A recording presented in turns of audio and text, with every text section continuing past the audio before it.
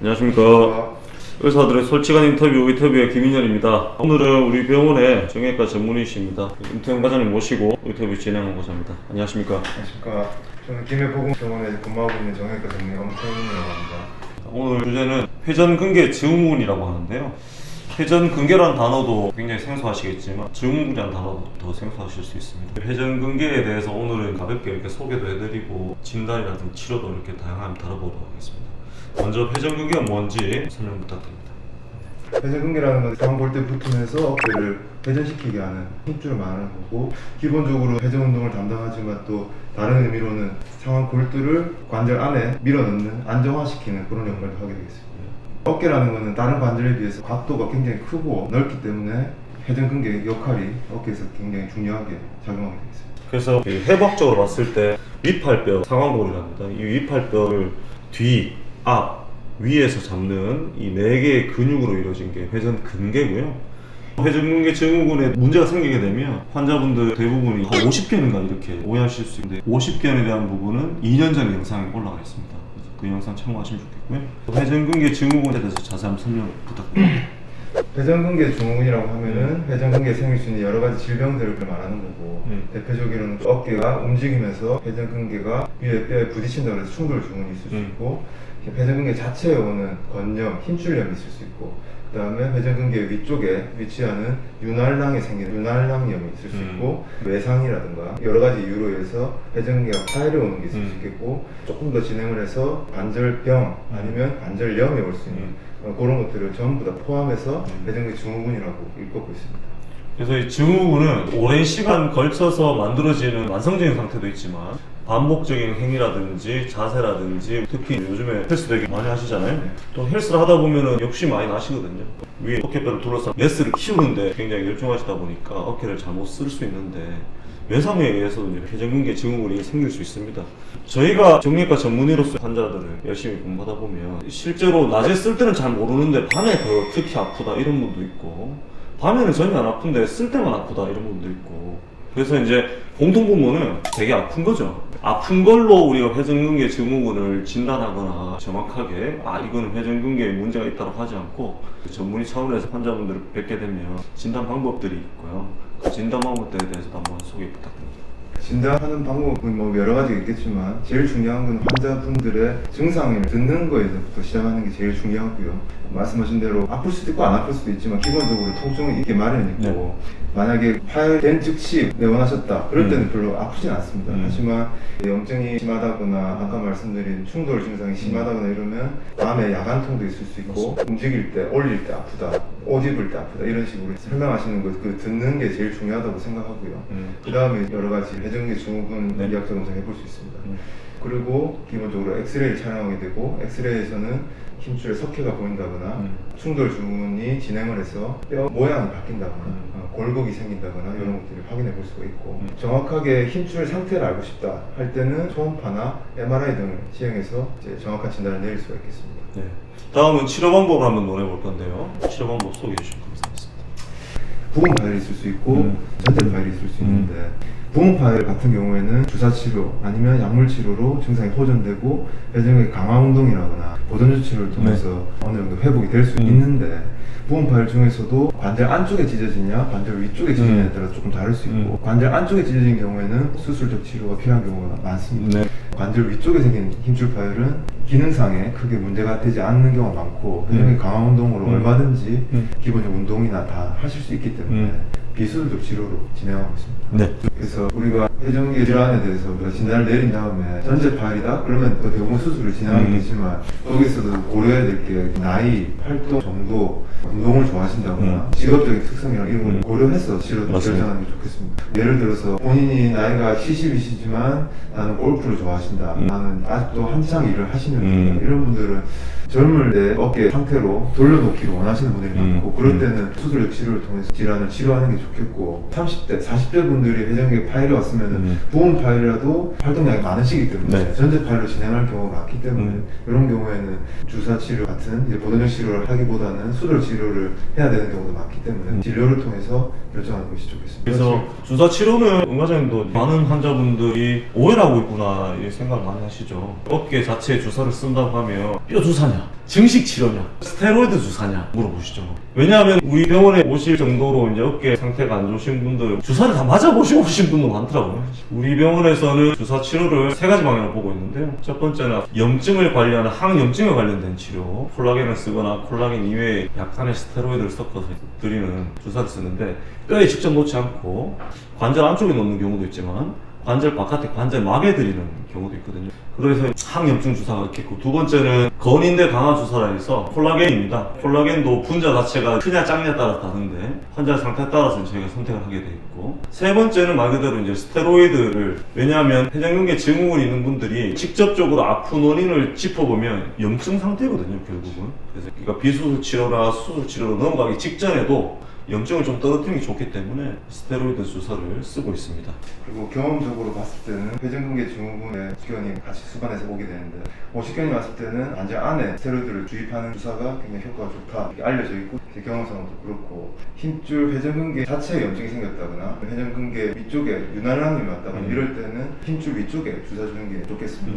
그런 것들을 구분할 수 있는 건 결국은 이제 진단이 있습니다. 네. 진단을 통해서 여러 가지 주사를 그 상황에 맞춰서 쓸 수가 있겠습니다. 주사 맞으면 낫는 병이냐 이렇게 좀 많이 여쭤보시는데, 기본적으로 유난랑염이라거나 힘줄 자체에 염증이 생기는 건염이라거나 이런 것들은 주사 치료로 증상이 호전되고 일반적인 생활로 이제 다시 복귀를 하실 수가 있는데, 회전근개 파열이 있다고 생각될 때는 주사 치료는 피하는 것이 좋을 수 있습니다. 그런 경우에는 이제 회전근개 자체의 상태가 더 나빠질 수 있다거나 치료를 늦출 수 있기 때문에 적절한 진단을 받고 나서 주사 치료에 대해서 진행을 하는 것이 좋겠고, 기본적으로 만져본다거나 엑스레이를 찍어보면 파열이냐 아니냐는 어느 정도 알 수 있기 때문에 무조건 주사 맞고 싶다 뭐 이런 건 피하는 게 되겠습니다. 구독! 좋아요.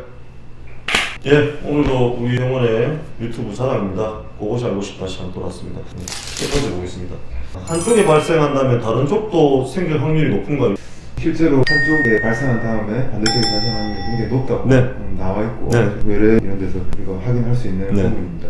운동을 하시든 직업적인 특성이든 한쪽 팔만 쓰는 경우가 좀 드물기 때문에 맞습니다. 뭐 반대쪽 팔도 이제 똑같이 아니면 정도는 좀 덜하더라도 이제 발생 확률이 높다고 우리가 이제 알려져 있습니다. 그래서 1번 질문에 대해서 제가 한번 언급해 드리고 싶은 게, 많은 수는 아닌데 류마티스 질환을 갖고 계신 분들은 전신질환이잖아요. 결국은 윤활 쪽에 문제가 생기게 되면 그것도 회전근개 증후군이고, 류마티스 질환을 갖고 계신 분들 중에 혹여 한쪽에 어깨에 증상이 있으면 왼쪽과 오른쪽 같이 이제 진단을 받아보시는 것도 좋을 것 같습니다. 두 번째입니다. 운동이 회전근개 증후군에 악영향을 주나요? 이 질문이 되게 중요한 이유가, 회전근개 증후군으로 진단을 받아서 치료를 하게 되는 경우에 병원 차원에서는 재활도수라든지 물리치료를 하게 될 때 환자분들이 일방적으로 받는 것도 있지만 환자분들이 직접 참여해야 되는 경우가 있는데, 그게 운동의 영역이잖아요. 이 영역은 치료 전과 치료 후로 나눠서 설명해 주시면 도움이 될 것 같습니다. 뭐 회전근개 부분 파열까지는 회전근개 강화 운동이 실제로 도움이 됐고, 아까 말씀드렸듯이 회전근개 증후군에 오십견이 같이 네, 있을 맞습니다. 때는 스트레칭을 기본적으로 같이 병행하는 게 좋으시고, 근데 전체 파열 진단을 받은 이후에는 회전근개 강화 운동은 실제로 도움이 되지 않을 수 있습니다. 그럴 때는 스트레칭 위주로 이제 운동을 하시라고 제가 말씀을 드리고 있고, 또 진단 전이라고 하면 사실 회전근개 파열인지 부분 파열인지 충돌 조근인지 일반 분들이 이걸 구분할 수 힘드시기 때문에 무작정 어깨가 안 좋다고 해서 뭐 어깨 운동을 한다거나 헬스를 하신다거나 아니면 약수터 같은 데 가가지고 이렇게 어깨를 당기는 운동 이런 걸 과하게 하시는 분들이 많으신데, 그런 것들이 회전근개 증후를 더 악화시킬 수 있다는 걸 아시고 본인의 적절한 진단과 운동을 같이 하시는 게 좋겠습니다. 2번 질문에 대해서는 저도 환자 동기업으로 말씀을 드리면, 치료를 하기 전이든 치료를 하고 있는 중이든 치료하고 난 다음이든 어깨에 한번 문제가 생겼던 분들이 반드시 피해야 될 운동이 있습니다. 남자분들 같은 경우에는 푸시업이고요. 실제로 회전근개 증후에 관련된 부분은 어깨 안쪽, 관절막 쪽에 있는 근육에 대한 문제니까요. 남자분들한테는 제가 푸시업을 하지 말라라고 제가 과감히 말씀드리고 있고, 여성분들이나 좀 연세 좀 있는 분들 중에 에어로빅이나 아쿠아로빅 혹은 수영하시는 분들 많은데, 수영 중에서도 자유형은 피해라라고 제가 말씀드리거든요. 자유형은 피해라고 말씀드리는 이유는, 자유형을 하는 어깨 동작 움직임들이 있습니다. 오버헤드라고 하는데, 어깨 관절로 봤을 때 뒤통수 뒤로 지나가서 앞으로 오는 게 자유형이거든요.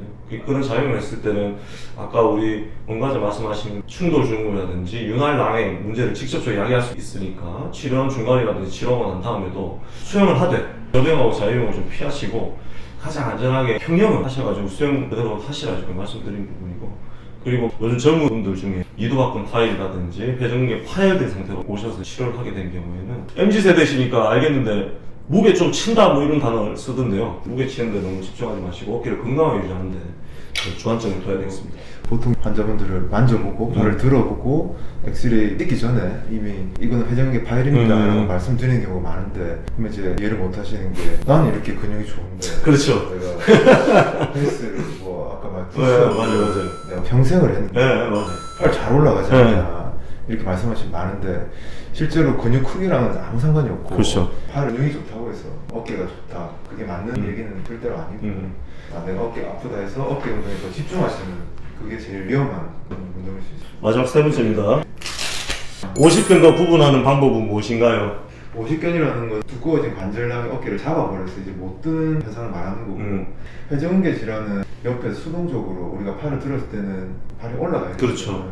간단하게는 그렇게 구분할 수가 있고 하지만 회전근개 질환에 오십견이 동반되는 경우가 많기 때문에 무조건 이거는 회전근개 질환이다, 오십견이다 확실하게 구분한다기보다는 회전근개 질환 아니면 회전근개 파열이 없이 단순한 오십견입니다 아니면 같이 왔습니다 이렇게 말씀드립니다.